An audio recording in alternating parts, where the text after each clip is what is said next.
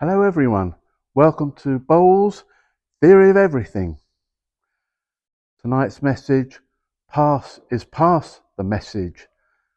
Communication from the bowler in charge at the head to the bowler on the mat down the other end is vital. Why? Because the bowler on the mat needs to know all sorts of things. Where did my bowl end in relation to its target, the jack?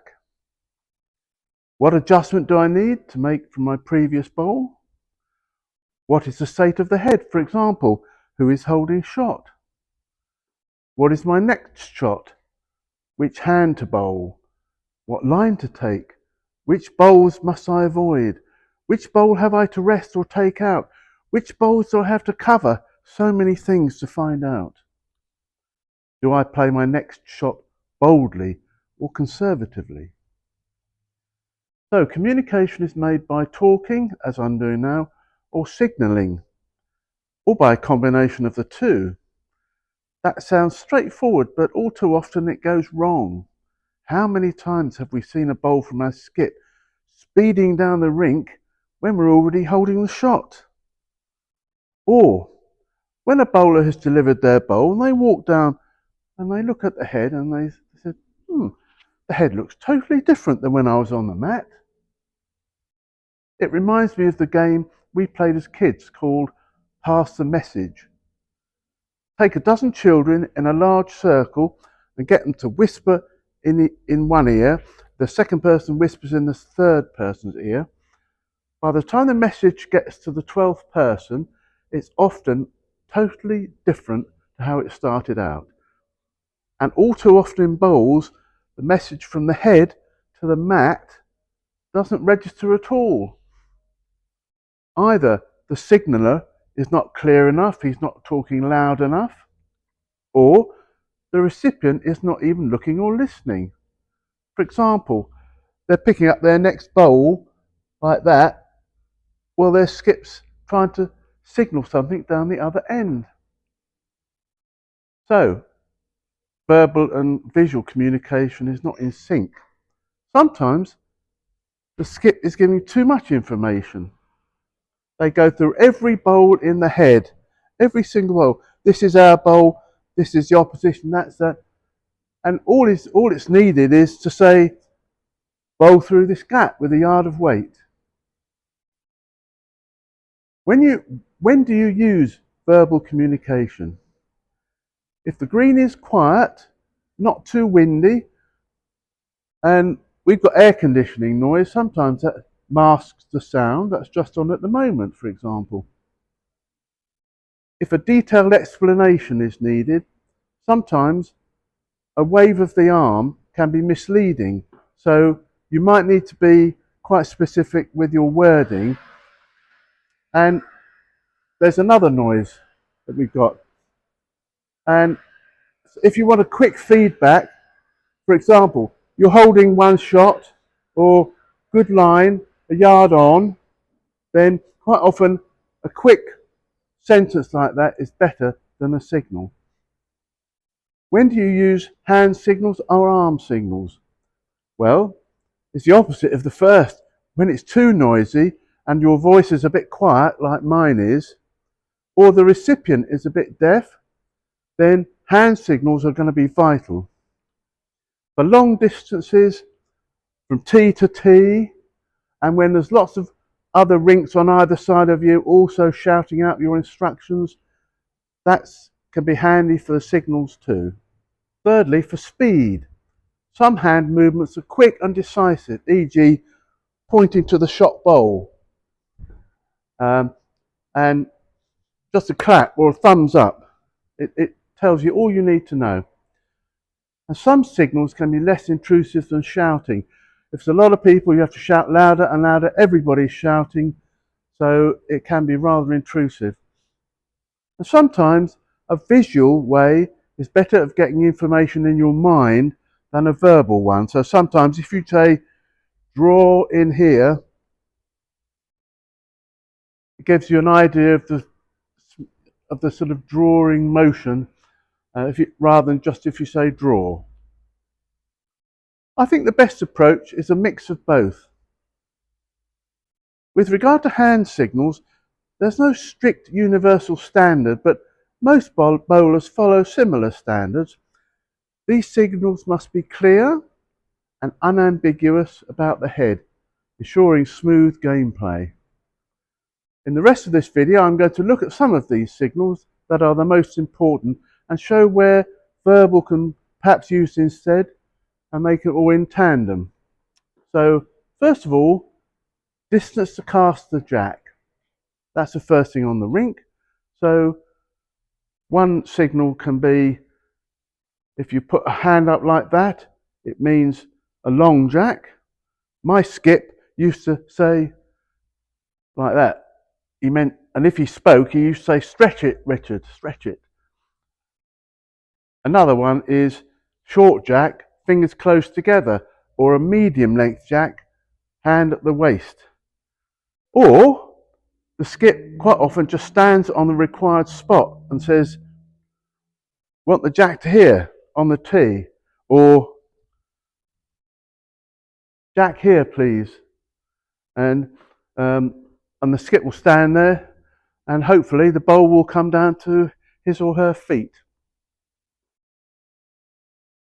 Feedback. So when your teammate has bowled the jack or the bowl down this end, you can give instant feedback where it has gone. So the jack, you say, "Yes, the jack is on the tee," or "The jack is 1 yard up from the tee, 2 yards up from the tee."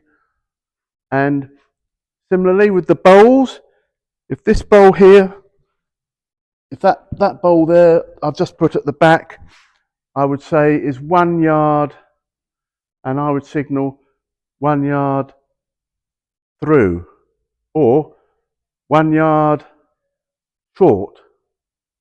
And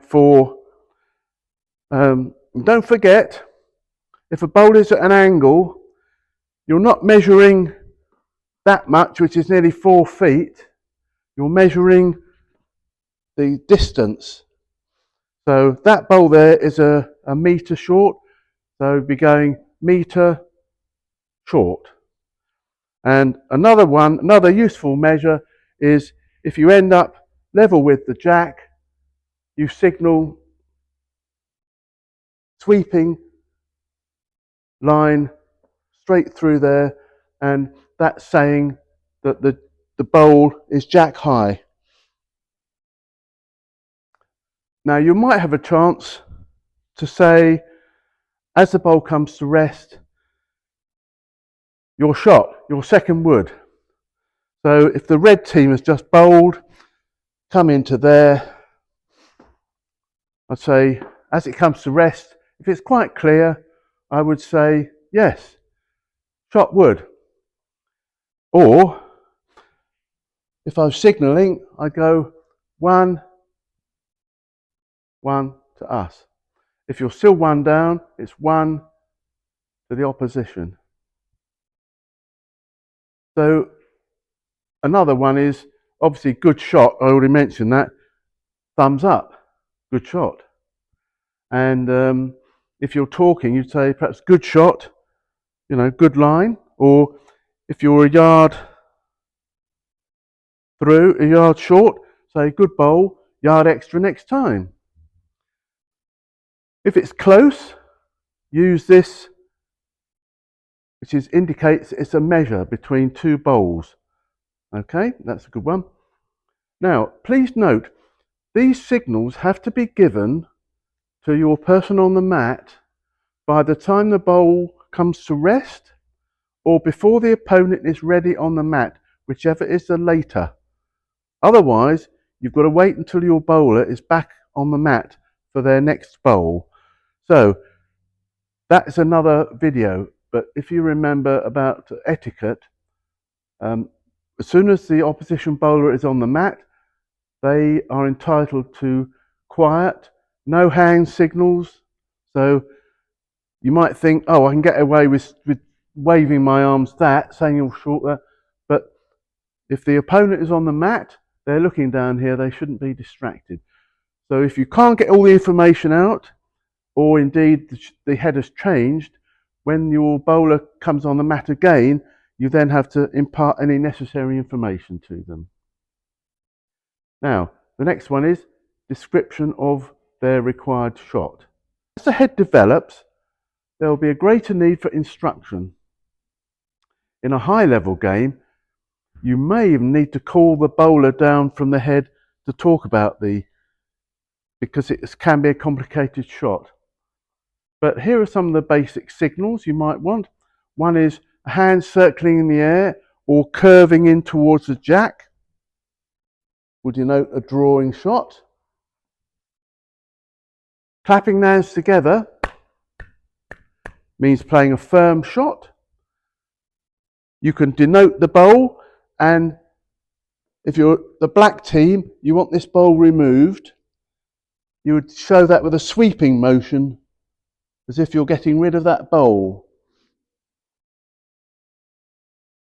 And another one I like, if you wanted somebody to play a firm shot, a hand chopping motion on the arm, like a guillotine, means you're coming straight through the head.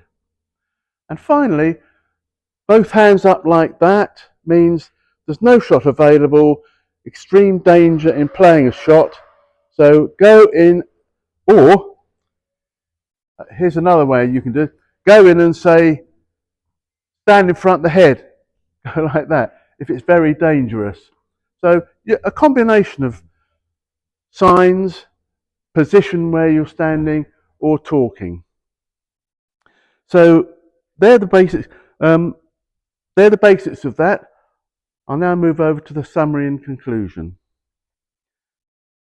Should your fingers not be visible due to the distance, or because you've got small fingers, you can tap your arm to denote the shot. So you can either go, I've got one shot, two shots, three shots. If you can't see those from the other end because of the lighting or whatever, go like this. 1, 2, 3.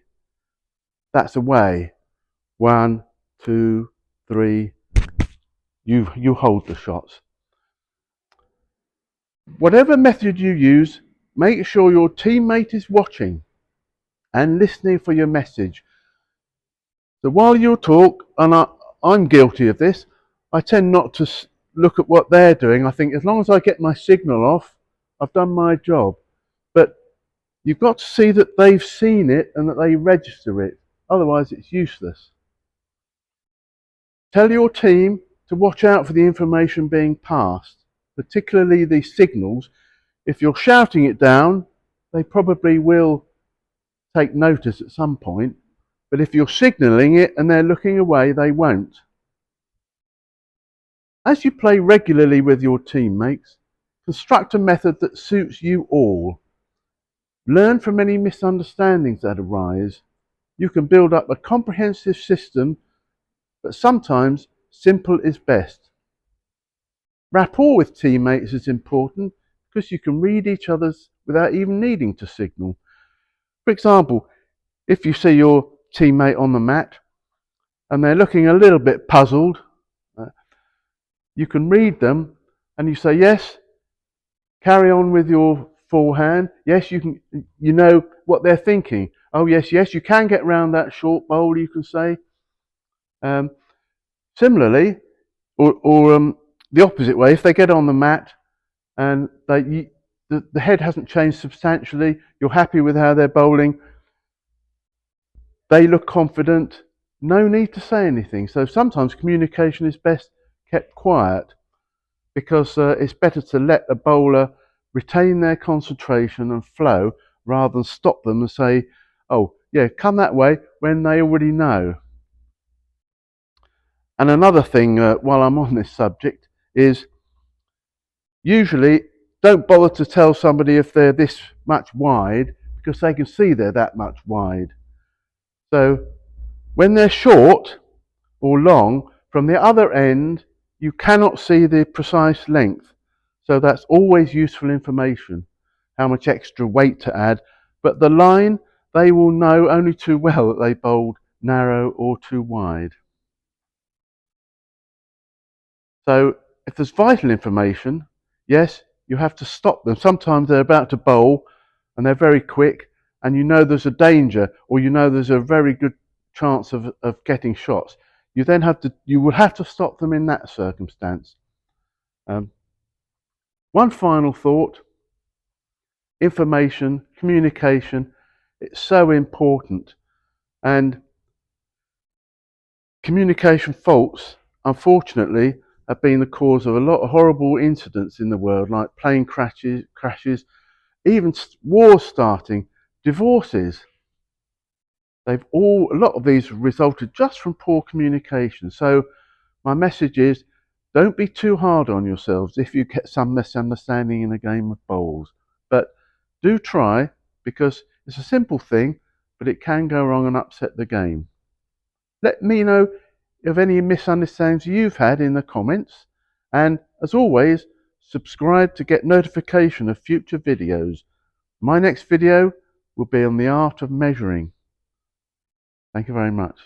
Bye-bye.